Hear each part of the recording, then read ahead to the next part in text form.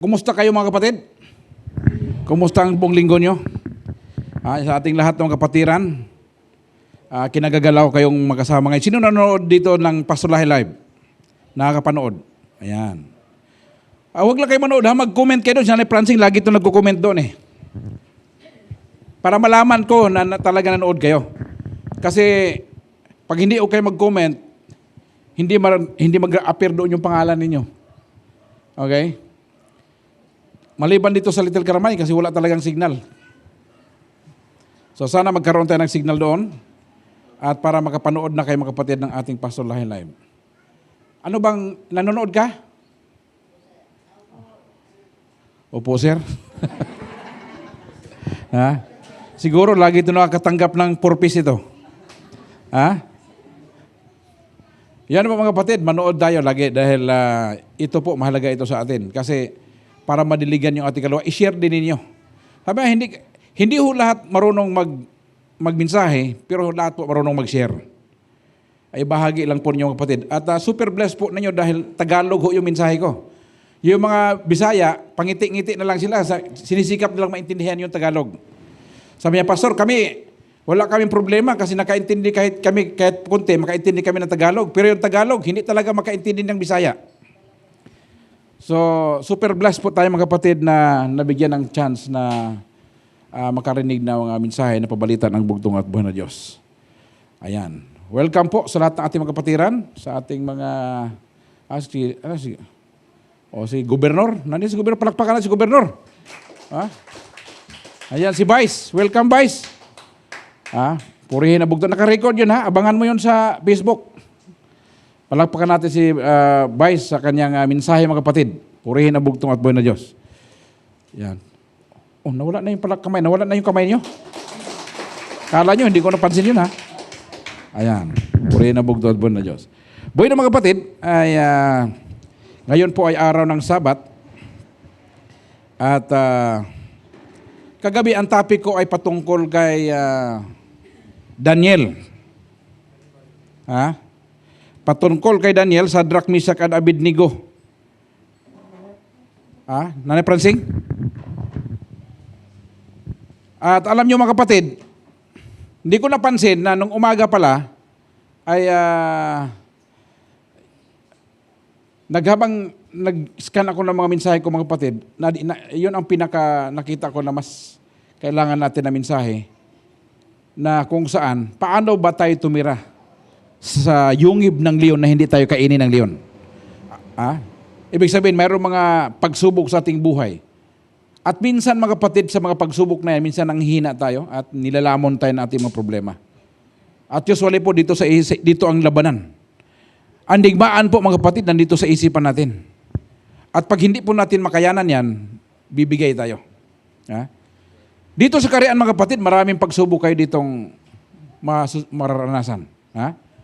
Maraming leon, mga kapatid, ng mga pagsubok sa ating buhay at kakainin tayo ng buhay kung hindi tayo marunong, hindi natin alam kung ano ating gagawin. Ano yung mga leon, mga kapatid? Yung mga chismis na rinig ninyo. At yung mga discouragement, minsan makita mo yan sa loob ng bahay mo, sa kapitbahay mo, sa barangay mo, at minsan kahit sa loob ng simbahan, ay nandoon yung mga pagsubok na yan sa iyong buhay. Darating yan sa inyo na hindi ninyo inaasahan na darating mga kapatid, at yan ang nagkapanghina sa inyo. Dapat dito sa Karian mga kapatid, dapat matibay ang loob mo dito. Sabi mo sa katabi mo, kailangan matibay ang loob. Kasi sabi ko sinasabi, lagi ko sinasabi mga kapatid, sa Bisaya, walay luuran makasulod sa gingarian sa langit.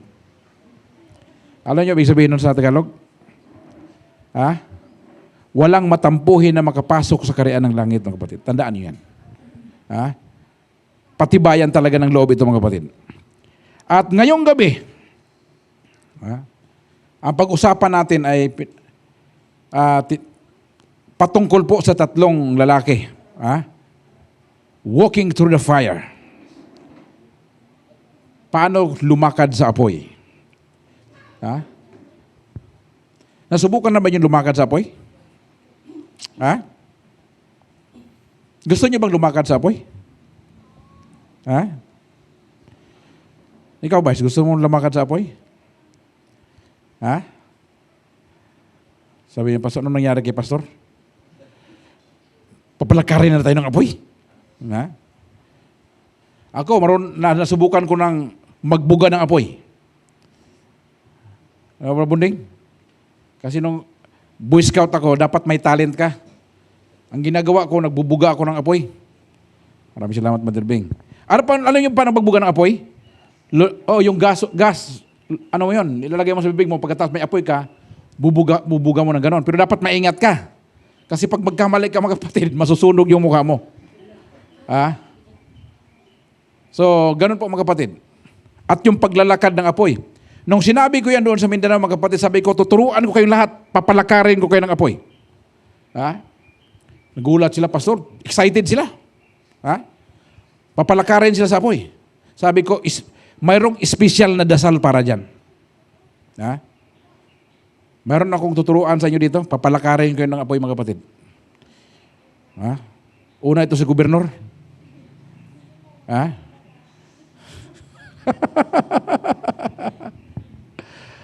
Nadaan kayo sa apoy, mga kapatid. Videohan natin. Ano nangyari? Umpisahan nyo na maglakad sa maglakad ka na doon sa buhangin. Practice muna tayo dito. Baka sabi ko, talaga, sabi na totoo, anak siguro talaga ito ni Commander Lahi. So, bakit? Naglalakad sa apoy. Mayroong magkaibigan. Yung magkaibigan natin, nangisda sila. Pagpangisda nila, mga kapatid, yung isang mangisda doon sa unahan. Ngayon, doon sa isang bangka, mayroong 3 pastor na nakaupo. Nung namingwit sila, mga kapatid, may nalimutan sila doon sa tabi ng ilog. Lumabas sila, tawag na ito, yung lumabas sila sa sa bangka, tapos lumakad. Ngayon, nakita nung lalaki doon sa kabila, sabi niya, what? Sabi niya, lumalakad sila sa tubig. Gulat na gulat siya. Lakad. Tapos kinuha yung kanya nakalimutan, sumakay uli. At gano'n din ginawa ng mga kasama niya, may nalimutan, 3 sila, lakad sila doon. Ay siyempre, ilog. Ilog ba yung katapos ng ulan? Siyempre, malabo yung tubig. So, gulat na gulat yung lalaki. Sabi niya, mahiwaga pala tong ilog na ito. So, ginawa niya, mga kapatid, lumabas din siya. Lumabas siya sa bangka. Paglabas niya, mga kapatid, nalunod yung, tawag nito yung, anong tawag yan? Yung, sa Tagalog yan? Kumakapa-kapa siya, mga kapatid. Sabi, tulong, hindi ako marunong lumangoy. Nervyos mga kapatid. Sabi ng 3 pastor, sabi ng isang pastor, sabi niya, Pastor, sasabihin na ba natin sa kanila na may bato rito na dinadaanan natin? Hindi man makita yung bato doon sa unahan. Siya lang nakikita, mga kapatid. Minsan, mga kapatid, ganyan ang buhay natin. May mga bagay na inakala ng iba na hindi kayang gawin, pero may ginagawa, mayroong sikreto pala. Tulad ng isang kwento, mga kapatid, mayroong isang lalaki. Galing siya doon sa Amerika. Ngayon, itong lalaki na ito, mga kapatid, first time niyang pumunta ng Israel. Pumunta ng Israel. Pagdating niya ng Israel, mga kapatid, paglanding ng eroplano, sumakay siya doon sa isang taxi, mga kapatid, at nagpatid siya doon sa kanyang hotel. Habang nakasakay sa sa taxi, mga kapatid, yung kanyang taxi driver, very friendly, kinakausap siya. Pala kaibigan, makwento. So sabi nung lalaki, ang pangalan ng lalaki si Jack, sabi niya, ano mong masasabi mo sa Israel? Mukhang napakaganda ng lugar na to. Malulusog yung mga tao dito. Totoo ba ito? Sabi niya gano'n. Sabi nung taxi driver, sabi niya, totoo yan. Malulusog mga tao dito. Nung dumating ako rito, sabi nung driver, nung dumating ako dito, pagdating ko dito, wala pa akong buhok sa ulo. Wala pa akong buhok. Wala pa akong lakas. Hindi ako makalakad. Nakandula ako sa maliit na kwarto. At pag tumatay ako, tinutulungan pa akong tumayo. Sabi noon Jack na galing sa Amerika, sabi, grabe yung kwento mo, matindi . Sabi, tinanong siya, sabi, ilang taong ka na ba dito sa Israel? Ilang taong ka na dito? Sabi niya, dito ako pinanganak. Yung kinikwento niya mga kapatid, yung buhay niya nung maliit pa siya na bata. Ganon siya kalusog kasi nung maliit pa siya mga kapatid, alam na niya. Mayroon kami nakita sa Facebook mga kapatid. Yung pinakita mo sa akin. Maliit na bata. Kakalabas pa lang sa nanay. Marunong na magsalita. Gulat na gulat sila. At may mga bagay na ganito mangyayari mga kapatid sa ating buhay na hindi natin inasahan. At yan po ang pag-aaralan natin ngayon. Dito sa buhay ni Shadrach, Meshach at Abednego sa panahon ng haring Nebuchadnezzar. Nang kung saan itong hari na si Nebuchadnezzar mga kapatid ay nagpatayo ng napakalaking estatwa. 90 feet tall mga kapatid, napakataas ng estatwa ito. Solidong ginto. At pinag-aralan ito ng mga historian mga kapatid. Kasi naalala nyo during the time of King Solomon, ay nakuha na mga Babylonian yung ginto sa Israel. Napakaraming ginto ni Solomon mga kapatid. At yung ginto na yun ang ginamit ni Nebuchadnezzar upang itayo yung estatwa na yun. Ang sabi doon mga kapatid sa banal na kasulatan, ang ginto ni Solomon ay galing sa lupain ng Ophir. Alam nyo ba saan yung Ophir mga kapatid? Ang binabanggit na Ophir mga kapatid walang iba, Pilipinas. Kaya nakarating si Magellan dito. Bakit? Yung mapa na ginamit ni Solomon, kung saan kinukuha yung ginto, yun ang daladala ni Magellan. Kaya nakarating siya doon sa Surigao. Yang Surigao na yan, ang ibig sabihin yan, Solomon River. Solomon. Rigao means river, Solomon's River. Doon galing ginto mga kapatid. 90 feet tall. Lahat ng mga opisyalis sa kanyang buong nasakupan, pinapunta doon mga kapatid sa seremonya na ito. At lahat mga kapatid ay dumalo doon. At sabi nung taga-sigaw mga kapatid, yung taga-announce, alam nyo laban ni Manny Pacquiao, diyo mayroong, let's get ready to rumble! May taga-sigaw mga kapatid. At nung sumigaw na, saya pag tumugtog na ang banda, dapat lahat kayo lumuhod at sambahin itong revolto na ito. At ang hindi lumuhod ay itatapon sa naglalagablab na apoy. Ito pinakamatindi mga kapatid. Darating ang araw na susubukan kayo sa inyong pananampalataya. Itatapon kayo sa apoy. Maraming mga Hudyo doon during the time. Lahat ng tao pinapunta doon sa plaza. Pagtunog ng plauta mga kapatid, mayroong 3 taong hindi lumuhod. Shadrach, Meshach, Abednego. Ayaw nilang lumuhod mga kapatid. At ang nangyari, itong si Nebuchadnezzar, galit na galit. Namumula sa galit. Sabi niya, bibigyan ko kayo ng pangalawang pagkakataon. Pag hindi kayo nag-worship, sinong magliligtas ninyo sa aking galit? Sabi nitong Shadrach, Meshach, Abednego, sumagot sila kay Nebuchadnezzar. Sabi nila, malari, hindi kami takot sa pananakot mo. Hindi kami matakot niyan. Pag itapon mo kami sa apoy, yung Diyos na aming pinaglilingkuran ay ililigtas kami. O kahit anumang gawin pagsubok ko sa amin, ang bugtong at buhay na Diyos ililigtas kami. Hindi kami pababayaan ng bugtong at buhay na Diyos. Yun ang sabi ng Shadrach, Meshach, Abednego. Kaya kahit anong gawin walang mangyari. Pero kung hindi man kami iligtas ng Diyos namin, malari, gusto mo naming malaman mo, hindi talaga kami magluhod. Ganito katindi ang pananampalataya nila kapatid. Tanungin mo yung katabi mo, mayroon ba ka bang pananampalataya na katulad dito? Ha? Pag sinabi ng pagaling sa ilong yan, nagduda yan. Hindi sigurado. Pagaling sa bibig, opo, totoo yan, kaya yan. Ha? Pag sabing, pagaling sa ilong, wala yan. Ha?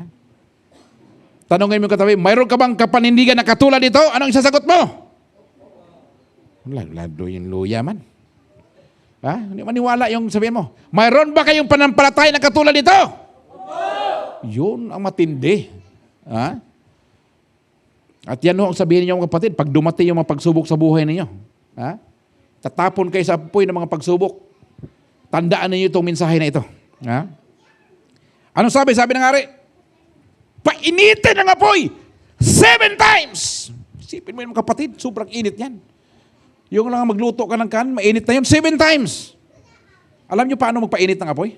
Yung pag pumunta ka nagpapanday ng mga yung bramuding, yung mga itak, may mga hangin yan pinapump nila. Grabe talaga. Kontrolado nila yung apoy mga kapatid 7 times. Tinali Shadrach, Meshach, Abednego mga kapatid. Nung tinapon na ng mga lalaki doon sa apoy, yung nagtapon pa ang unang namatay. Diyan ito katindi. Hindi pa sila tinapon doon mga kapatid. Pagtapon sa kanila doon, namatay yung nagtapon. Si Shadrach, Meshach, Abednego mga kapatid, yung tali nila, nasunog, nakawala sila. Pagdating doon sa loob mga kapatid, yung 3 na tinapon nila naging 4 na. Anong matutunan natin dito? Kapag nanindigan tayo sa bugtong at buhay na Diyos mga kapatid, kapag nanindigan ka lang, nandoon din ang bugtong at buhay na Diyos sa iyo. Maninindigan din siya para sa iyo. Pero mayroong sinabi sa Shadrach, Meshach, Abednego ililigtas mo kami o hindi? Hindi kami luluhod. Iyon ang pinakamatinding pananampalataya mga kapatid. At sana yun ang matutunan natin dito mga kapatid. Biglang natayo si Nebuchadnezzar. Tumayo sa kanyang napuan. Sabi niya, ano nangyari? Sabi, bakit nangyari? Di ba 3 yung tinapon natin? Bakit naging 4 na? Sana ba yung... Akin na nga yung bag ko. Yan. Thank you. Meron akong pakita sa inyo. Ito, magkano to?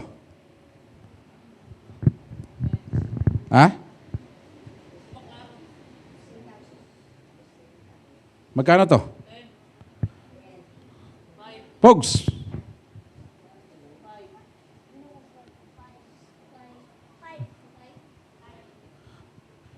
Ikaw, Vice, magkano to? Boleh ka lumapit.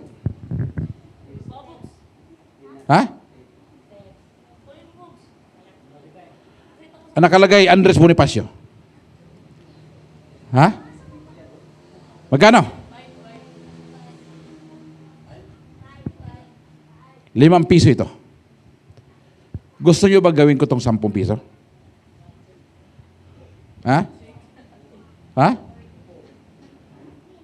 Magkano to, folks? 5. Gusto mo gawin 10 piso to? Marunong ka? Repressing. Gusto nyo gawing 10 piso ito? Gawin lang yan mga kapatid, ganito yan. Iduling mo lang yung mata mo ng gano'n, no? Magdalawa na yan. 10 piso na yan. Barong isang duling.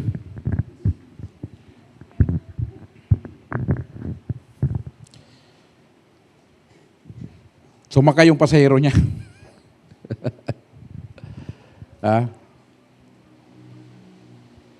Niloko nung pasahero yung driver kasi duling yung driver Sabi niya, 5 piso yung pera ko. Bayaran ko ito 5 sa 10 pesos man pamasahe, sabi niya na gano'n. Sabi niya, bayad. Sabi niya, pamasahe ko. 10 piso pamasahe, 5 piso binigay niya. Sabi nung duling, kulang yan. Sabi niya, kulang 10 piso yan. Sabi nung duling, kulang yan, di ba dalawa kayo?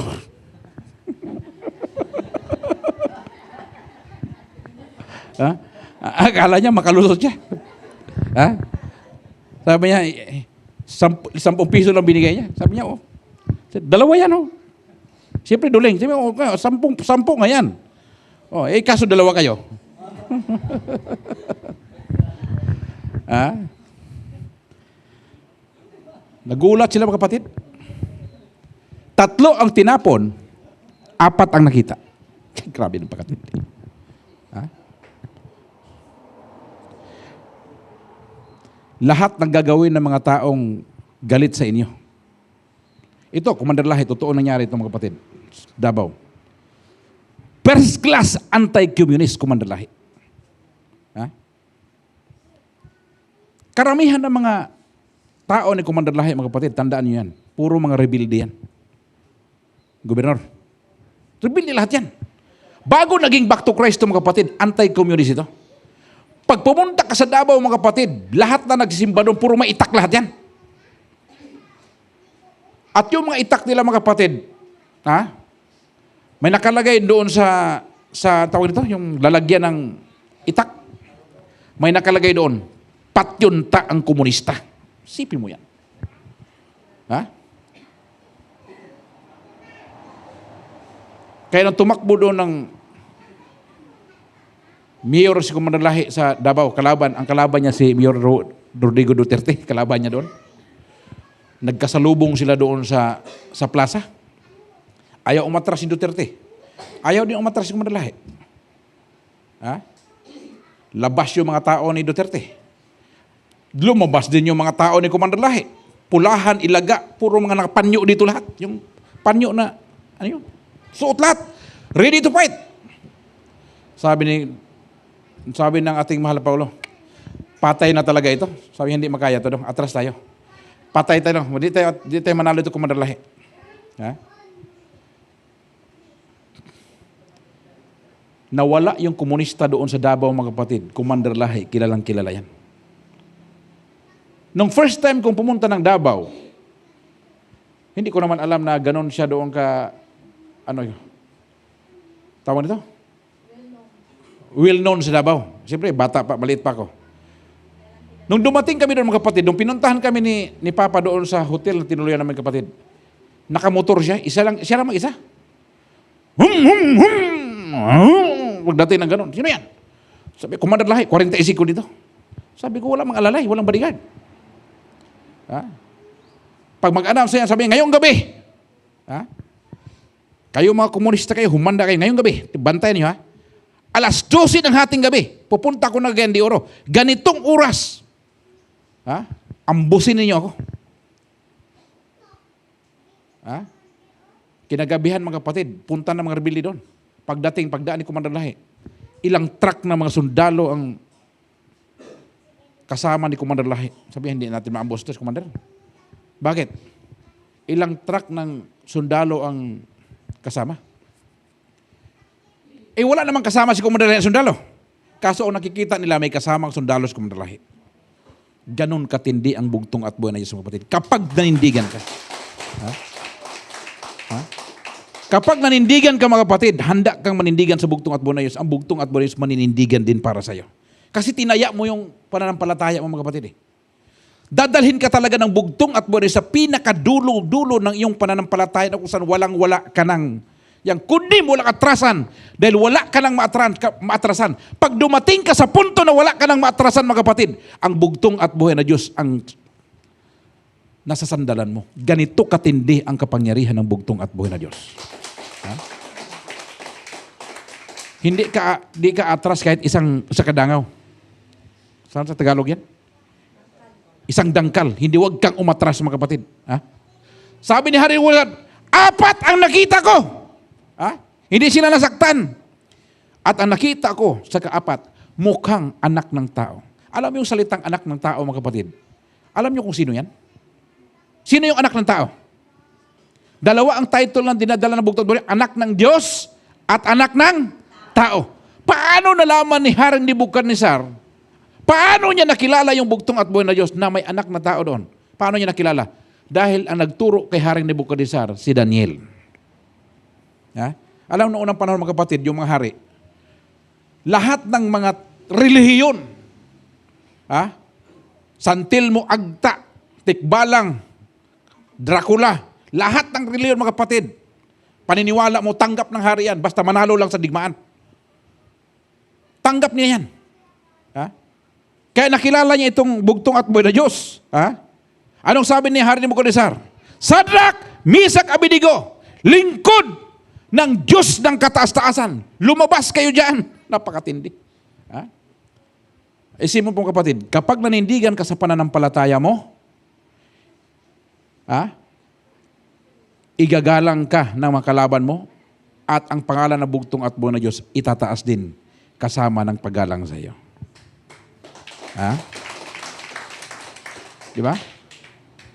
Nung makita sila ng hari, mga kapatid, inamoy, hindi nag-amoy apoy, hindi nag-amoy usok. Ha?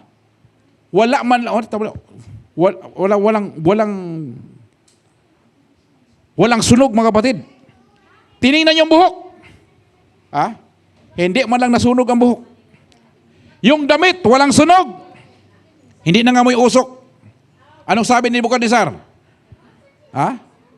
Purihin ang Diyos ni Sadrak, ni Misak, Abednego, sapagkat siya'y nagpadala ng kanyang anghel at iniligtas ang kanyang lingkod sapagkat nanampalataya sa kanya. Napakatindi itong sinabi ni Nebuchadnezzar.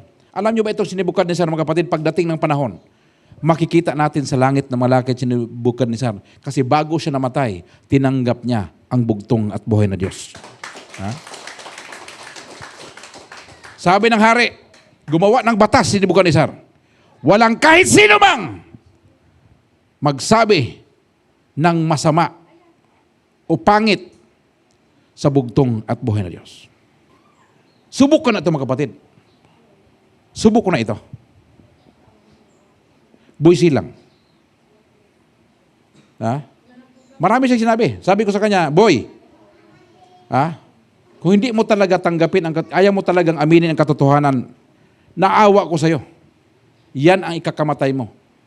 Pero sabihin ko sa iyo, mag-release ako ng sumpa sa iyo, pero ipagdadasal pa rin kita. Nangyari, mga kapatid, buhay silang. Ano nangyari sa kanya? Bangga yung sakyan niya. Ha? Nung bangga yung sakyanan ni Boy Silang, pagkabangga ng sakyanan ng mga kapatid, na-paralyze si Boy Silang. Si Boy Silang nabangga na disgrasya. Wala na silang programa sa Cebu. Si Boy Silang na ganito na lang. Ha? Bakit? Dahil hindi siya naindigan sa katotohanan. Ha? Alam mo, makinig kayo, mga kapatid. Sa tuwing nagsisinungaling kayo, hindi nyo lang sarili ang sinisira ninyo. Sinisira ninyo yung Diyos na sinasamba ninyo. Madadamay man yun. Madamay talaga, mga kapatid. Doon sa Mindanao, mayroon doong back to Christ na magnanakaw ng manok. Nahuli, pinabarangay. Kaya pag pumunta ka doon, ano kayo, back to Christ? Back to Christ ka? Di ba magnanakaw kayo ng manok? Kita mo yan. Ha? Hindi ka naman kasama ng nakaw ng manok, pero dala-dala mo yung back to Christ. Ha? Damay-damay na lahat, mga kapatid. Ha? Ito ang nangyari dito, mga kapatid. Huwag niyong biruin. Doon sa, mayroon kaming kasamahan doon sa radio program. Hindi ko alam, mga kapatid, gumagawa pala ng sariling banal na langis. Sabi ko, boy, bakit gumagawa ka ng sariling banal na langis? Sabi niya, hindi, inutusan din ako ni Padre Lahi. Sabi ko, itigil mo yan. Dahil pag hindi mo tinigil yan, babanatan kita sa radyo. Hindi talaga.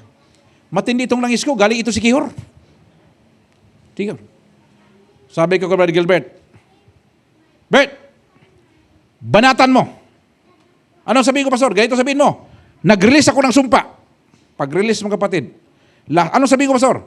Lahat ng gagamit ng langis ni Commander Daro, patay. Broadcast si Gilbert, mga kapatid. Pag broadcast niya, the following day, 3 agad ang patay. Kahit isang baktulay, nang gumamit doon sa langis niya. Bakit? Pati yung tagagawa niya ng langis, namatay. Tingnan mo yan.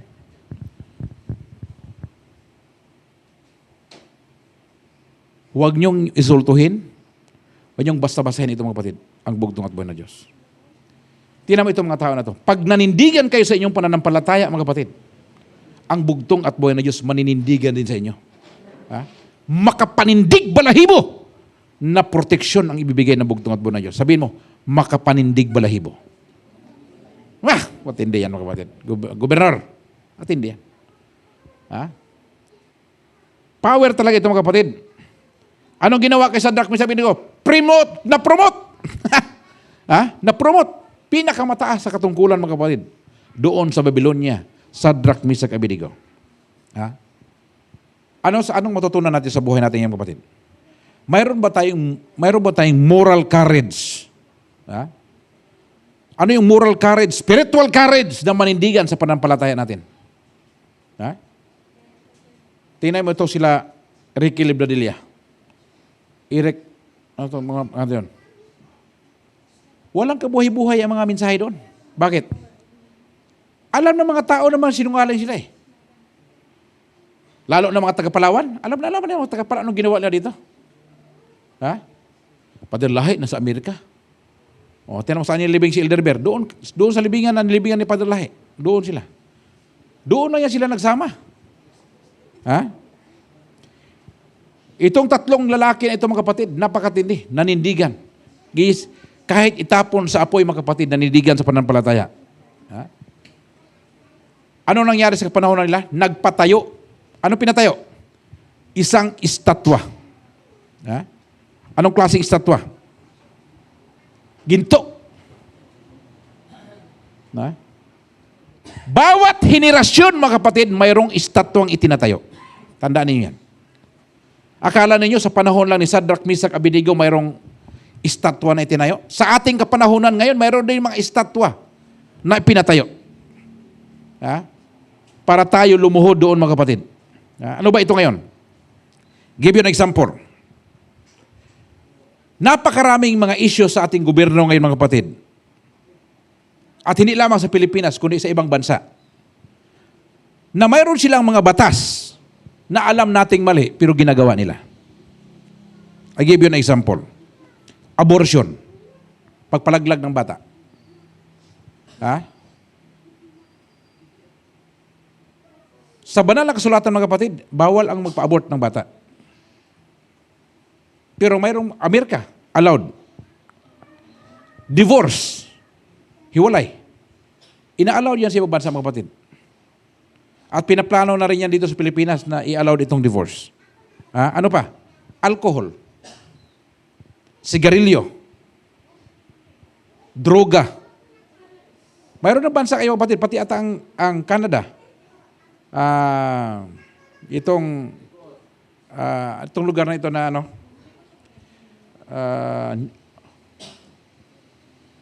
nag-allow sila sa marijuana mga kapatid. Ha? Ina-allow nila ang paggamit ng marijuana. Prostitusyon. Alam niyo ba mga kapatid sa Iran, legal ang prostitusyon. Sa Thailand, legal ang prostitusyon. Ha? Doon sa Thailand mga kapatid, yung mga lalaki nagiging babae at yung babae nagiging lalaki. Transplant. Allowed yan doon mga kapatid. Ha? Ina-allowed yan doon. Pornography. Ha? Alaw yan, nakita yan sa ating panahon ngayon mga kapatid. Itong lahat na ito mga kapatid, na hindi ayon sa kalooban ng bugtong at buhay na Diyos, Diyos-Diyusan ito sa ating panahon ngayon. Ha? Tingnan mo yung Power Journal, ano nakalagay dyan? Bawal ang mag-lipstick ng mga kapal. Ha? Tama, nakalagay yan doon, di ba? Vice? Tingnan mo yung mga singer doon sa mga original Back to Christ. Grabe ang lipstick ang kakapal. May mga hikaw pa. Yung mga mukha lang, grabe kapula, parang sinampal ng 10 demonyo. Ha? Yan yung mga Diyos-Diyusan sa ating panahon, mga kapatid. Ha? Hindi mo lang makita yung ribulto. Pero lahat ng pinag-utos ng bugtong at buhay na huwag, Diyos-Diyusan yan. Ha? So makita mo dito yung batas ng bugtong at buhay na Diyos at batas ng tao. Ha? Yan ang makita natin mga kapatid. Hindi ibig sabihin na inaprubahan ng gobyerno, hindi ibig sabihin tama na. Ha? Itong pagpapa-inject natin ng vaccine mga kapatid. Anong sabi ko? Sabi ko, marami kasi nagtatanong sa akin. Sabi ko, ang pagpabaksin mga kapatid, personal choice mo yan. Ikaw ang magdesisyon. Nasa sayo yan. Pero kung ako tanongin ninyo, hindi ako magpa-inject. Pero nasa inyo kung gusto nyo. O bakit pastor ayaw mo? Kasi hindi nga, wala nga ano eh. Hindi yan kumpleto sa research mga kapatid. Hindi mo alam kung ano maging epekto yan sa'yo, sa katawan mo. Ha? So yung ating mga kapatiran doon sa Mindanao, ayaw na talaga nila magpa-inject. So sabi ko, mag-unite kayo dyan, magkuha na lang kayo ng abogado na magtanggol sa inyo. At yan pa mga kapatid, I don't know kung mapursu ba ito, dahil yung ating gobyerno ay giigsa sa batas nila na yung gamot ay mandatory. Pag wala ka vaccine, hindi ka makabiyahe. Ha? So anong gagawin mo? What will you do? Hindi naman ako mabiyahe, nandito lang ako sa Palawan. Lakarin ko na lang yan, puntang El Nido. Vice? Ha? Bakit ako magpabaksin? Ha? Alam mo mga kapatid, hindi porke aprobado ng gobyerno, aprobado sa taas. Ha? Tandaan niyo yan. Wala naman akong pakialam kung magalit yung mga tao, yung mga tao na kapaligid sa atin. Ang importante mga kapatid, aprobado ng bugtong at buwan na Diyos at sinunod mo yung bugtong at buwan na Diyos. Yun ang importante. Kung anong sinasabi ng bugtong at buwan na Diyos. Hindi yung sinabi kung sino-sino. Ha? Yan ang importante. Ha? Kapag gumawa ka ng mali, pagdating ng panahon, yung pagkakamali na yun ang magiging hadlang mo para makapasok sa kariyan ng bugtong at buwan na Diyos. Patay ka. Ha? Patay ka dito. Ano pa ito? Evolution. Ha? Ito Diyos-Diyosan ito. Evolution. Ano yung evolution? Ang tao galing sa unggoy. Ha? In the beginning, God created heaven and earth. And all the living things. And God created man and a woman in His own image. Ginawa ang tao ayon sa wangis ng Diyos. Ano sabi ng mga evolution? Ang tao galing sa unggoy. Ha? Marong estudyante mga kapatid, sabi niya, class, let us discuss the origin of man. Tayo agad si Pedro, sabi niya, ma'am, sabi ng tatay ko, ang tao daw ay galing sa unggoy. Sabi ng teacher niya, Dong, ang pinag-usapan natin, kung saan galing ang tao. Hindi natin pinag-aralan kung saan galing lahi ninyo. Ha? The origin of man. Ha? At itong mga lahat ng mali na aral, lahat ng mali na katuruan mga kapatid, yan ang Diyos-Diyusan. Mga aral, pangilin ng linggo. Ano bang pangilin pinili ng bugtong at buwan na Diyos? Sabado, ilinggo sa'yo. Diyos-Diyusan mo yun. Ha? Lahat ng ayaw ng bugtong at buwan na Diyos. Ha? Lahat ng bagay mga kapatid sa mundo ito, mayroong nag-design dyan. Ha? Lagi kong ginagamit itong relo ko mga kapatid na illustration. Ang relo ko mga kapatid, maganda ang design. Pag binuksan mo ang loob nito, napakaraming maliliit dyan ng mga pyesa mga kapatid. At lahat dyan connected to each other. Pag maganda ang design, magaling ang gumawa. Ha? Itong katawan natin mga kapatid, pag binuksan mo ito mga kapatid, you will see a different parts of your body inside your body. Ha? Alam niyo yung heart natin mga kapatid? How many blood it pumps every single day? Ha? Ilan bang dugo ang pinapump ng ating heart? Alam niyo ba mga kapatid, wala pang nakapag-duplicate ng puso ng tao? Mula nung isinilang ka sa mundong ito mga kapatid, hanggang sa ikaw ay tumanda, hanggang sa ikaw mamatay, your heart never stop pumping. Bab, bab, bab, bab. Hindi pumipigil ang puso mo kapatid. Yang pagpitik ng puso mo, nagpapaalala sa iyo na mahal ka ng bugtong at buhay na Diyos.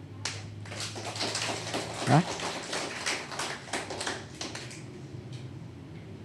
Nagpapalala sa yan, pagmamahal ng bugtong at buhay na Diyos. Pag maganda ang iyong katawan, maraming parts sa iyong katawan, mga kapatid, ibig sabihin magaling ang gumawa. Ha? Mahirap ang katawan mga tao, mga kapatid. Ha? Mayroong mga parte, mga kapatid, na hindi yan resulta ng pagbabago. Ha? Mayroong mga disenyo ang bugtong at buhay na Diyos na ganun talaga ginawa niya. Since from the beginning. Ha? Yung liver mo, yung kidney mo, yung mata mo. Kung ano yung function niyan, mula nung umpisa hanggang katapusan, yun ang function niya. Ha? Roma chapter 1:26. Ang sabi ni Apostol Pablo, kapag binago mo yung dinisenyo ng bugtong at buhay na Diyos, you are doing it against the nature. Ha? Kaya yung mga lalaki na nagpapalit ng kanilang mga sex organ na naging babae na sila, hindi yan ang kalooban ng bugtong at buhay na Diyos. Lahat ng hindi ginawa sa'yo, yan ay kasalanan. Di ba? Di ba naalala mo yung balita dito nagkagulo dito sa Manila dahil mayroong isang bakla na pumasok doon sa CR ng babae. At kinaglaban niya yung karapatan niya. Sabi niya, babae ako. Alam mo mga kapatid, ang ginawa ng bugtong at buhay na Diyos, dalawa lang, babae at lalaki, wala naman siyang ginawang bakla. So, saan nagsuggest ang ating Senado na gagawa na tayo ng pangatlong CR. Babae, CR ng mga lalaki, CR ng babae, at CR ng mga hindi mawari ang kasarian. Yun talagang kasarian mo eh.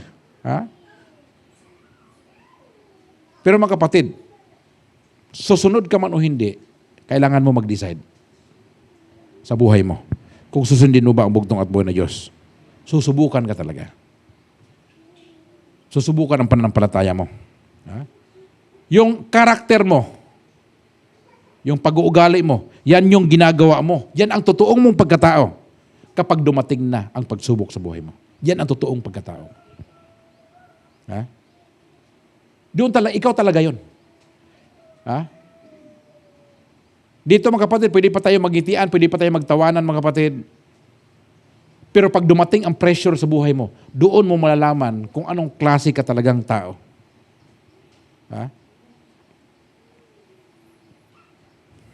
Di ba? Anong gagawin mo? Kapag ikaw ay mayroong batas na binayan, okay, luluhod kayo sa Diyos-Diyusan, ay napakaraming tao, isa ka doon. You are one of the face in the crowd. Kaso luluhod lahat. Lumuhod sila. Anong gagawin mo? Tatayo ka lang ba? O maghanap ka ng iskapo ka? Anong gagawin mo? Dito lalabas yung tinatawag nating tapang. Sabi mo sa katabi mo, tapang. Akala niyo yung tapang para lang sa mga bumbero na sinusuong ang apoy? Akala niyo yung tapang para lang doon sa mga sundalo na lumalaban sa digmaan? Para sa mga pulis na nagtutukhang? Hindi. Yung tapang mga kapatid, hindi lang makikita sa ganong klaseng pagkakataon. Yung tapang, yung may kakayahan kang magsabi ng huwag. Pag sinabing, sambay mo itong Diyos-Diyusan, pag sabi mo, ayoko. Kung kaya mong panindigan yung salitang ayoko, yun ang matutuong matapang. Palakpakan ang bugtong at buhay na Diyos. Sabi ng kapatid, pag may mga barkada ka, tagay muna tayo pre. Gamit ka muna ito pre. Shabu-shabu muna tayo. Isa lang. Hindi naman masama yan. Isa lang naman. Tikim-tikim lang. Hindi naman palagi yan. Yung pinipressure ka. Ang KG mo naman. Kami nga lahat dito eh. Nakapagsimba ka lang. Akala mo kung sino ka ng banal. Ano akala mo sa amin dito? Makasalanan kami? Try mo naman ito. Di ba? Yung ibang mga tao, bakit ang mga tao nagsinungaling? Bakit sila Alma, Ricky, Eric Librilla, bakit nagsinungaling sila sa kamatayan ng padalahi? Anong dahilan bakit sila nagsinungaling? Vice? Anong dahilan? Una, mawala yung pera. Anong sabi nila? Hindi naman sa ating galing to. Kaya lang kami nagsinungaling na nawala na si Padre Lahi, baka wala nang bibili ng langis. Hindi sa ating galing yan. Galing yan sa kanila. Ha? Kaya namin itinago, hindi namin sinabi, baka wala nang bibili ng langis. Ha? Magsinungaling. Di ba? Bakit ka magsinungaling? Gusto mo na magkaroon ng promotion. Gusto mo maging magandang iyong reputasyon. Ha? O gusto mo na mapagkatiwalaan ka. Ha? Ganon po mga kapatid. Ano application sa ating buhay nito? Si Satanas, demonyo, Lucifer, the adversary. Mayroon siyang ginawa mga kapatid na Diyos-Diyosan. At ang gusto ni Satanas, lumuhod ka doon. Number 1, anong klaseng Diyos yan? Pagpapasikat. Ngayon mga kapatid, kung gusto mong sumikat, tingnan mo yan si Miley Cyrus, Taylor Swift, itong si, yung bata, taga-Canada, Justin Bieber. Nung pumasok yan sila mga kapatid sa pagpasikat, dati ang amo ng mukha niyan. Ang gaganda namang kanta, kalauna naging pangit na. Bakit? Nandoon nagkumpulan lahat ang mga satanista doon sa Hollywood. Nagkumpulan sila lahat doon. Ngayon si Ed Sheeran. Ano nangyari sa kanya? Ang ganda naman ng kanta niya. Ngayon tinawi mukha niya, may mga itim-itim na dito sa mukha. Mukha ng vampira. Ha? Materialism. Mahilig ka sa mga gamit. Kung ano mga gamit. Ha? Yan tinatawag natin, yan ang Diyos-Diyusan ni Satanas na ipapain sa iyo mga kapatid. Dapat maging maingat ka, magbantay ka. Pride. Pride. Diyos-Diyusan yan. Ha? Di ba? Humingi ng tawad yung kapatid mo, hindi mo pinatawad. Matigas ang puso mo. Vice? Hindi ka marunong patawad. Diyos-Diyusan yan. Ha? Matigas ka talaga. Ngayon, nag-away itong yung anak ni Ruben, si Kyle at saka si Aljor Abrenica. Dahil si Aljor ay ng babae. Ay humingi siya ng tawad sa babae. Ayaw na siyang patawarin. Oh. Di ba? So nandoon na yung pride. Yung pagiging makasarili mga kapatid, Diyos-Diyusan din ito. Akala mo back to Christ ka, hindi ka nagdasamba ng Diyos-Diyusan. Pero pag makasarili ka, may Diyos-Diyusan ka pa rin. Ha? Ito yung mga Diyos-Diyusan sa panahon natin ngayon. Nandito to. Nasa paligid natin ito. Ha? Yung pagiging yung makasarili mo, Diyos-Diyusan yan. Ha? Gusto mong tanggapin ng mga katrupa mo, sundin mo, gawin mo yung gusto nila. Diyos-Diyusan. Ha? Di ba? Pag maganda sa pakiramdam mo, okay ka. Pag hindi maganda sa pakiramdam mo, ayaw mo. Ha? Anong gagawin mo mga kapatid? Pag dumating ang mga bagay na ito, luluhod ka ba o hindi? Ha?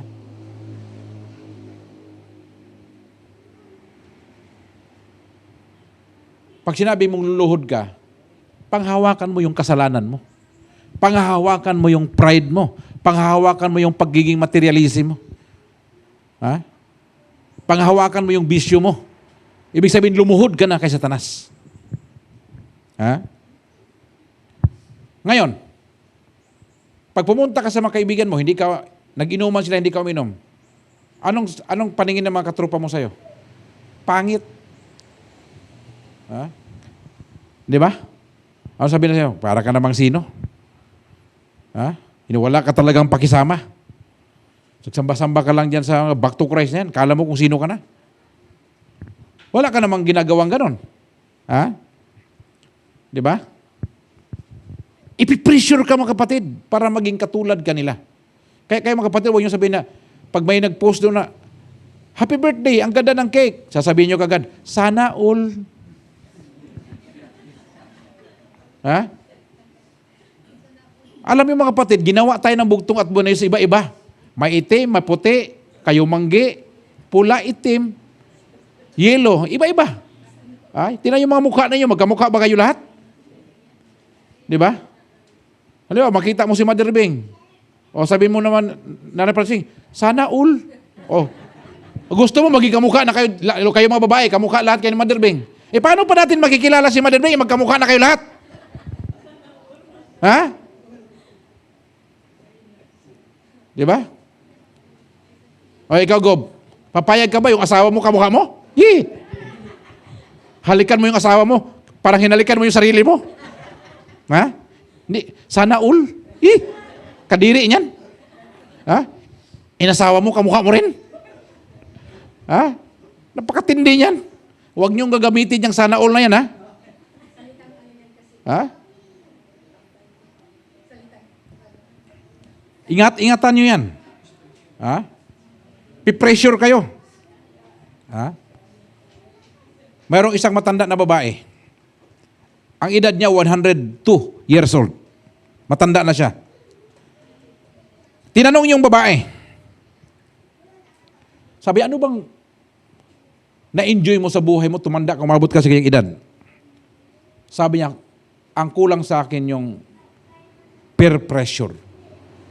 Pag tumatanda ka lang, kapatid, wala nang nagpipressure sa'yo. Wala nang pumipilit sa'yo. Ha? Walang magyayaya sa'yo kumain kung saan-saan. Ha? Walang gustong ipasyal ka. Walang pumipilit sa'yo. Diba? Yan ang kulang. Pero mga kapatid, kahit anong edad mo, ito ang problema talaga, peer pressure. Ipipressure ka ng mga kaibigan mo. Ha? Susubukan ka talaga. Kaya mahirap itong nangyari kay Shadrach, Meshach, Abednego. Bakit? Isipin mo mga kapatid, lahat ng mga Hudyo na dinala doon sa Babylonia, lumuhod lahat, sila lang tatlo ang hindi. Na? Lahat ng back to Christ, naniwala sa kasinungalingan, kayo lang ang tumanggap sa totoo. Palakpakan natin ang bugtong at buwan na Diyos. Ha? Di ba? Hindi porke yun ang sinabi ng Revelation Center, gano'n na rin kayo. Alam nyo ba kung bakit yung mga Revelation Center ay yun ang nasusunod? Kasi doon, pera lang yung habol nila doon. Ha? Hindi talaga yung pananampalataya. Hindi porke sinasabi nila, hindi porke na ginagawa nila, ay tama na. Like for example ngayon, lahat na halos sa mga reliyon ngayon, linggo ang pangilin. Hindi porke na ginawa nila yan, tama na yan. Ha? Di ba? Hindi porke marami ang gumawa, tama na. Ha? Sabi niya, ginagawa naman lahat, ganun na rin tayo. Di ba? Di ba? Sabi niya, ito man ang uso ngayon. Papalit-palit ng asawa. Ha? Dapat ganun rin. Di ba? Matthew 7:14, ano sabi ng bugtong mo ng Diyos? Only a few will be saved. Tindi yan, Mother Bing. Kunti lang ang maliligtas. Ha? Hindi paramihan ang kaligtasan, mga kapatid. Kunti lang, sabi ng bugtong at buwan na Diyos. Ha? Kung ayaw mong sumunod sa bugtong at buwan na Diyos, kung ayaw mo sumunod, maraming suggestion sa Satanas para sa'yo. Gawin mo to, gawin mo yan, gawin mo to. Ha? Sa karian ni Satanas, mga kapatid, ang sinasabi ni Satanas, gawin mo ang gusto mo. Sa bugtong at buwan na Diyos, mga kapatid, ang sinasabi sa karian ng bugtong at buwan na Diyos, hindi ang kalooban ko, kundi ang kalooban mo. Ha? Ibig sabihin, may amo ka. Ha? Kung susunod ka sa bugtong at buwan, siya ang amo mo. Kung hindi ka naman susunod, may amo ka pa rin. Pero doon sa kabila. May amo ka talaga. Ha? Pwede naman sabihin na, pwede ba tayo, Brad? Tuwad lang tayo dahil konti, Brad. Hindi naman talaga luluhod tayo. Medyo konti lang na ganun, okay na yun. Okay na yan, hindi naman tayo pumatay ng tao eh. Okay lang yan. Ha? Di ba? Tingnan mo ito si Manny Pacquiao ngayon. Dati madaming kay Pacquiao. Ngayon wala na. Baka wala naman uulos laban ito. Ha? Hindi na maganda yung sinasabi niya eh. Ha? Papatayin ka. Ha? Marami ang papatay sa inyo. Agawin yung posisyon niyo. Ha? Di ba? O sabi mo agad, o gusto mo maging barangay kapitan? Sige na, magpapista ka. Eh, kapitan ka eh. Eh hindi, back to Christ ako ngayon. Ayaw ko magpista-pista. O yung mga kapitbahay mo, gipisti-pisti ka na. Ha? Yan ang ibig sabihin ng pista. Ibig sabihin ng pista-pisti. Nga naman. Kasi wala ka nang ibanda, mangutang man ka. Mangutang ka pag pista. Pagkain sa mga tao, pagkatapos, daming utang. Ha? Kaya pagdating sa pista, marami na mamatay. High blood. Nga naman. Kasi nag-alaga man siya ng baboy doon. Ha? Laklakin niya yung baboy doon. Hilo, patay. Ha? Sino ba yung namatay bago lang? Yung usually birthday at saka pista talaga, marami yung namatay. Kasi todo talaga ng kain yan eh. Ha? Pag dumating yung pagsubok mga kapatid, doon mo lang malaman na lumalago yung pananampalataya mo. Kung ikaw ay nanindigan sa pananampalataya mo sa bugtod, doon mo palang malalaman na lumalago ka. Ha? Ikaw ba ay maging anak ng bugtong at buhay na Diyos o anak ka ng demonyo? Dalawa lang yung puputuhan mo mga kapatid. Ha? Ano sabi ni Manny Pacquiao? Ako, ang presidente ko, walang iba, Binay. Tapos ngayon naman, sabi niya, ako, presidente ko, Duterte. Itinabi yung sinabi niya. Dati nagpo-promote siya ng Alaksan, tapos ngayon, ang-promote niya na naman, iba na naman. Sabi niya, ano ba yun, ano yung pahid-pahid niya? Omega. Sabi niya, ako pag masakit katawan ko, pahid ka agad. Ay tapos yung kontrata niya doon, kinuha naman siya Alaksan. Ay hindi ako kontento sa pahid-pahid lang. Dapat Alaksan. Oh, nagmukha na talagang Kiko ngayon. Ha? Dami niya bago siya umalis, dami niya akusasyon sa gobyerno. Wala naman siyang ebidensya yung pinakita. Ha? Tingnan mo itong nangyari, itong mga kalaban ni Pasulahi. Dami lang akusasyon sa akin. Wala naman sila ebidensya pinakita sa akin. Saya patunayan mo, bakit ako magpapatunay? Ikaw nag-akusa sa akin, tapos ako magpatunay? Di ba? Kung ikaw nag-akusa sa, kato ngayon, nag-akusa ka sa si Pacquiao, nag-akusa sa gobyerno, kailangan ba patunayan ng gobyerno na hindi siya nangurap? Dapat ikaw na nag-akusa, ikaw ang mag-present ng ebidensya mo. Ha? Ito nangyari. Si Shadrach, Meshach, Abednego mga kapatid, may batas, nagdesisyon sila. Ang desisyon nila, walang kompromiso. Sabi mo sa katabi mo, walang kompromiso. Ha? Doon sa Germany mga kapatid, mayroong isang lalaki. Ang pangalan ng lalaki niya ay Dannecker. Magaling siya mag-ukit mga kapatid ng mga ribulto. Ngayon ito si Dannecker mga kapatid, marami siyang ginawang mga sculptor magaganda. Ha? Ang nangyari, naging mananampalataya siya sa bugtong at buhay na Diyos. Ha? Pagkatapos pinagawa siya ng isang estatwa ng bugtong at buhay na Diyos. Ginawa niya yung estatwa mga kapatid sa loob ng 8 taon. Isipin mo yan. At alam mo kung saan siya tumagal? Tumagal yung mukha lang ng bugtong at buhay na Diyos na ginawa niya, umabot siya ng 8 taon. Ha? Talagang pinag-aralan niya yung talata sa Biblia. At yun ang nilagay niya doon sa mukha sa estatwa. Hinangaan siya mga kapatid at marami ang bumilib sa kanya. At pagkatapos nun, kinausap siya, pwede ka bang gumawa ng estatwa ni Venus? Kilala yun si Venus? Yung Diyos-Diyosan ng mga pagano? Sabi niya, hindi na ako pwede gumawa niyan. Nung nagawa ko ang mukha ng bugtong at buhay na Diyos, hindi ko nang kayang gumawa pa ng ibang mukha ng Diyos-Diyos sa bundong ito. Ha? Mayroon siyang paninindigan mga kapatid at dapat ganun din tayo sa ating panampalataya sa bugtong at buhay na Diyos. Ha? Manindigan ka. Alam mo ibig sabihin ng manindigan? Pag sinabing manindigan mga kapatid, nakatayo ka kung saan ka nakatayo. Ha? Naalala mo yung tawag ito? Yung bayong, yung kay Willie ni Berman, ano yun? Pera o bayong. Di ba may mga linya na yung ganun yan? Pipili ka, tapos yung iba nakalinya ng ganun, tapos yung iba naman dito. Yung iba naman, pag ganun, hindi niya alam kung saan siya pupunta. Ha? O sabi niya, pag once na tumigil na yung tunog, huwag ka na, kung saan ka nakatayo, doon ka na. Ha?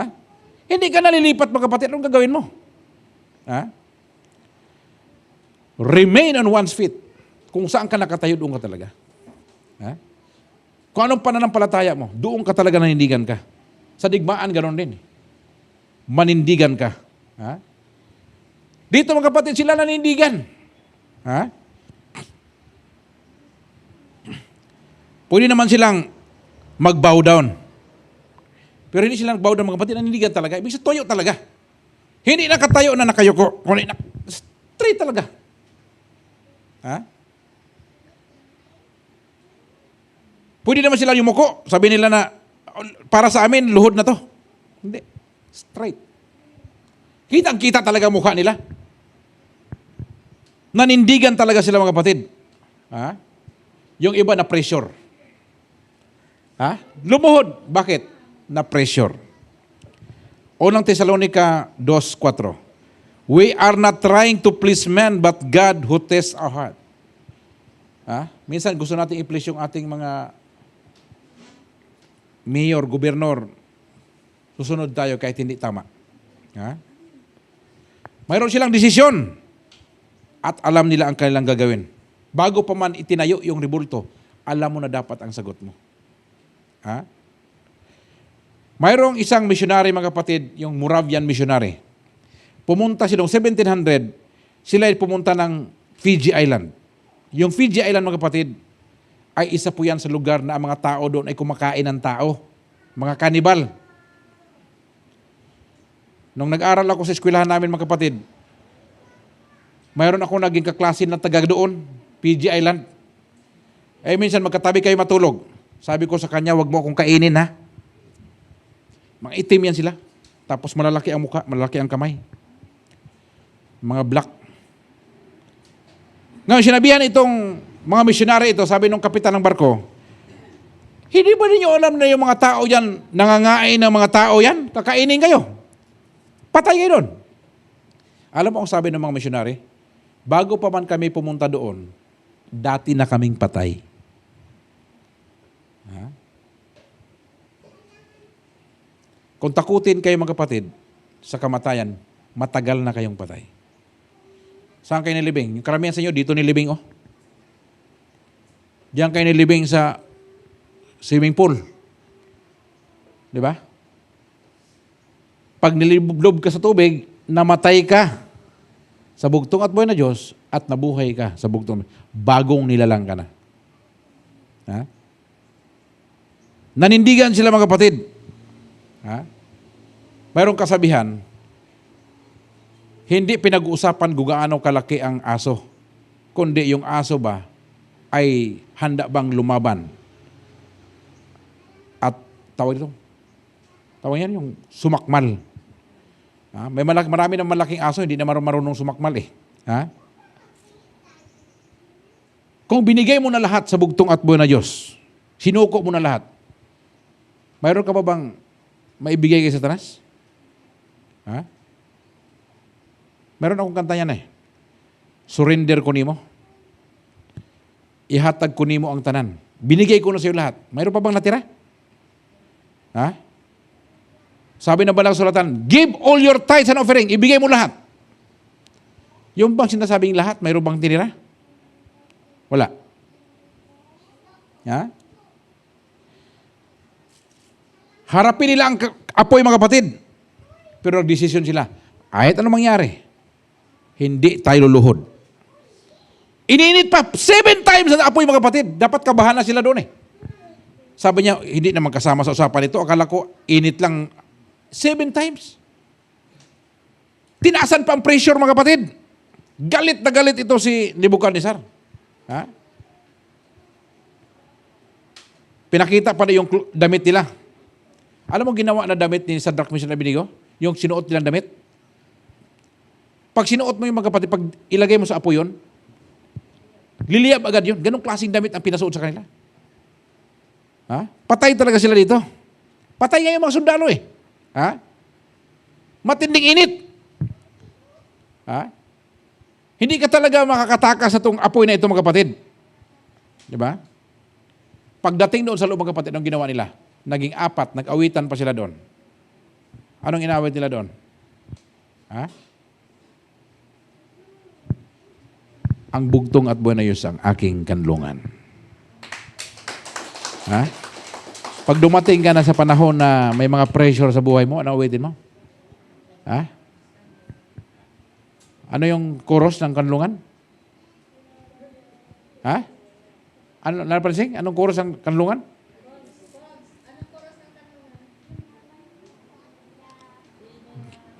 Ginabayan ako, iningatan ako. Ha? Pinatira niya ako sa bahay ng kapayapaan. Ang buhay na Diyos ang aking kanlungan. Ha? Matindi ito, mga kapatid. Ha? Buhay sila doon sa loob.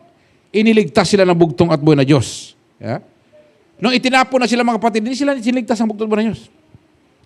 Hinayaan silang itapon sa apoy para ipakita ng bugtong at buhay na Diyos ang kanyang kapangyarihan.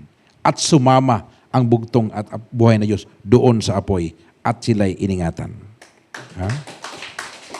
Isaiah 43 verse 2. Burihin na bugtong buhay na Diyos. Ang bugtong at buhay na Diyos daw ay kasama nila sa mga pagsubok sa kanilang buhay. Sa atin ngayon magano'n din, mga kapatid. Pag dumating ang problema sa buhay mo, ang ginawa ng bugtong, pinadala ang kanyang bugtong na anak at ang pangalan niya ay Emmanuel. Ano ibig sabihin ng Emmanuel? Kasama natin ang Diyos. Ha? Kasama natin ang Diyos, yung pangalan niya. Ha? Yung ika-4, ang bugtong at buhay na Diyos. Ha?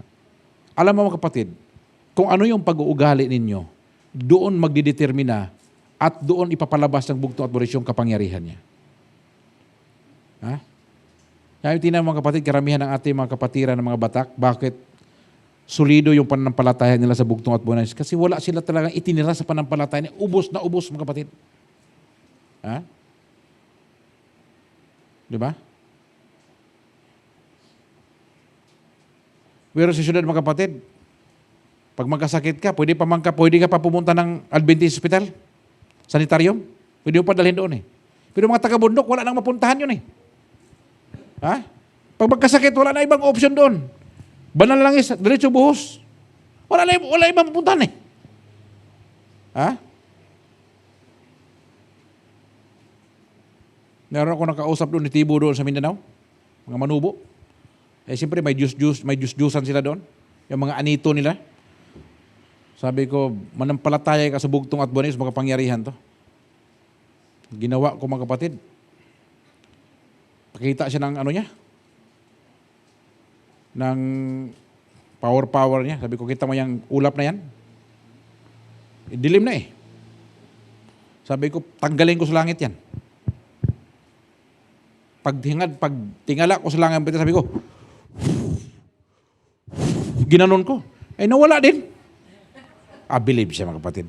Grabe pala power ng bugtong at buhay na Diyos. Ha? Manindigan ka, mga kapatid. At ang bugtong at buhay na Diyos manindigan sa iyo. Purihin na bugtong at buhay na Diyos. Ha? Diba? Yung pag-uugali mo, yun ang magdedetermina kung ano ang gagawin ng bugtong at buhay na Diyos. Ha? Kung nanindigan ka, anong gagawin ng bugtong at buhay na Diyos? Ha? Napakatindi. Tingnan mo, nanindigan sila. Mayroon yung kanta na kinakanta ni Pogs, yung purihin ka. Purihin ka. Bakit ano? Nasabi doon sa lyrics. Liguna ang pagtuo aron makadani og mga hamiling kalag. Pagtibayan mo ang panampalataya mo at makakadala ka ng mga kaluluwa. Ito ang nangyari dito, mga kapatid. Dahil nanindigan sila, si Nebuchadnezzar ay naging back to Christ. Palakpakan natin ang bugtong at buhay na Diyos. Ha? Dati, inuusig nila yung may Diyos. Ano sabi ni Nebuchadnezzar? Gumawa siya ng batas. Walang kahit sino mang umalipusta sa Diyos, si Shadrach, Meshach, Abednego. Kapag mayroong umalipusta sa Diyos nila,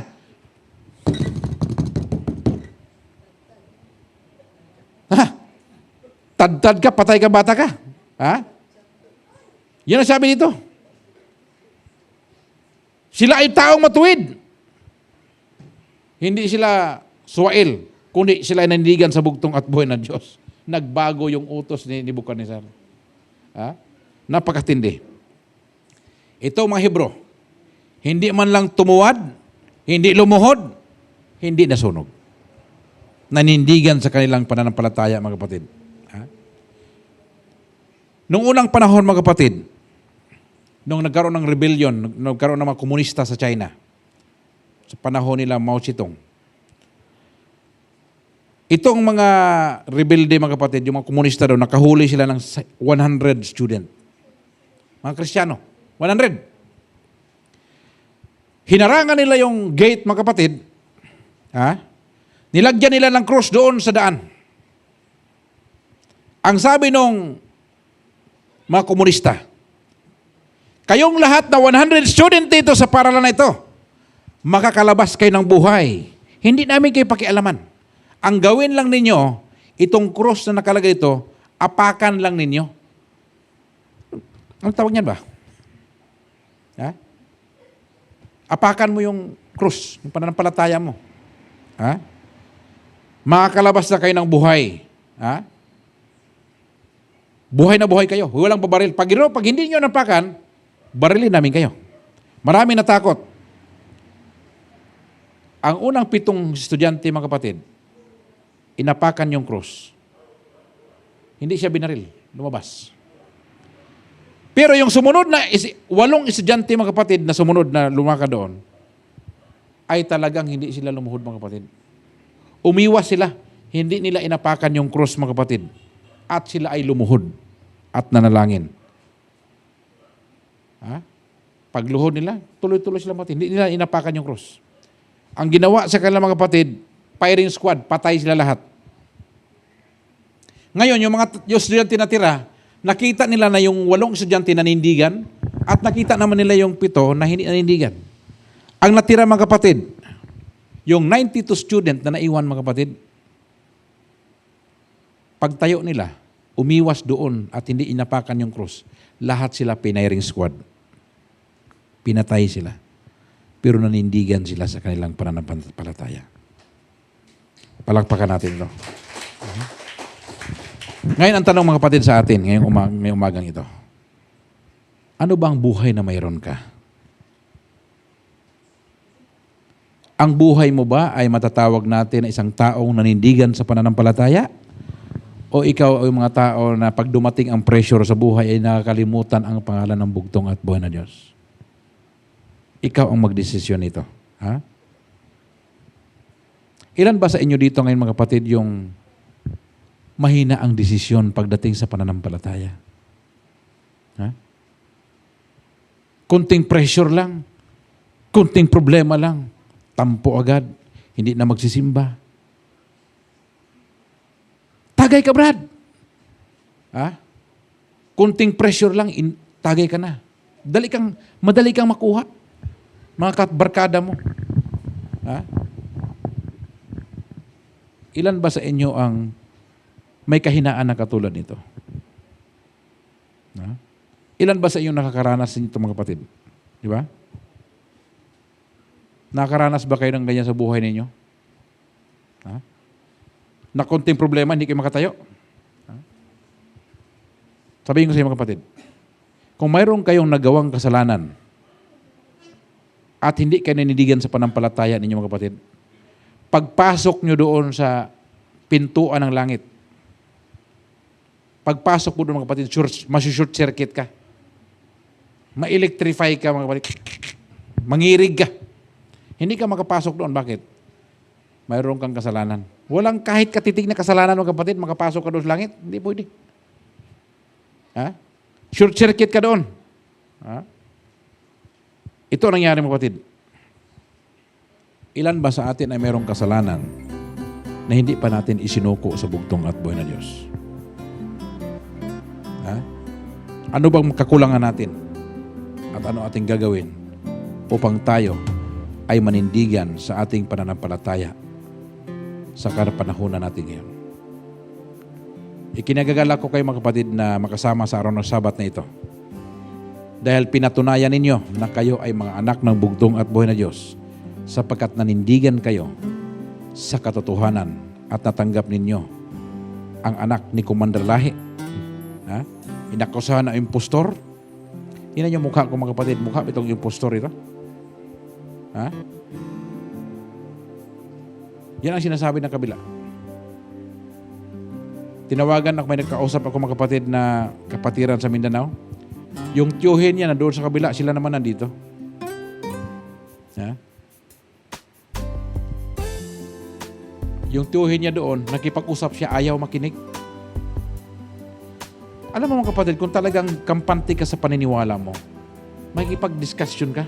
Di ba? Vice? Discussion tayo. Ibig sabihin, kung may katwiran, doon mo malalaman kung totoo ba o hindi ang taong kausap mo. Sila mga kapatid, sinarahan na nila yung kanilang utak, ayaw na tanggapin yung katotohanan. At balang araw mga kapatid, sila ang mananagot doon dahil hindi sila nanindigan sa totoong katotohanan na totoong pananampalataya ng back to Christ. Kawawa sila. Purihin ang bugtod manis. Magtis tayo kayong lahat.